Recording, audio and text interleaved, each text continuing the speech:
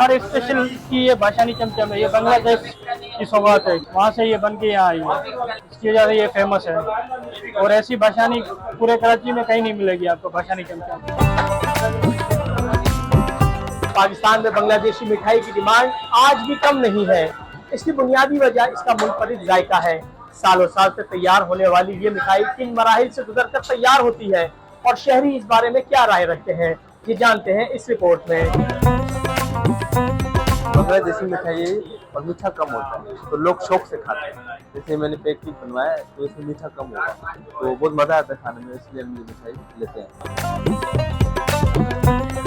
40 साल से ये चल रहा है ये दुकान में, तो इसका जायका जो है वही बरकरार, इसी की वजह से लोग दूर दूर से आते हैं यहाँ भाषानी पे, सिर्फ ये भाषानी चमचम के लिए। इसको बनाने के लिए जो है लेबर सुबह से स्टार्ट होती है इसको बनाने के लिए, और इसको मतलब बहुत केयरली इसको बनाया जाता है। जो कारीगर होता है वही इसको फोकस करता है कि थोड़ा 19-20 नहीं हो, गलती नहीं हो, नहीं तो थोड़ा भी गलती होगा इसका जायका जो है ना डिफरेंट हो जाएगा, खराब हो सकता है। ये तकरीबन तो एक दिन का मेहनत है, इसमें मेहनत बहुत है। इसको फिर पकाया जाता है आग पे, आग का काम है, आग पानी का। और ये चमचम की जो बनावट होती है मैन्युफैक्चरिंग ये दूध से होती है, दूध को गर्म करके उसको फिर फाड़ा जाता है, उससे छेना जो निकलता है उससे ये चमचम भी बनता है। चीनी से शीरा तैयार होता है, उससे फिर इसको पकाया जाता है, चमचम वगैरह हो गया।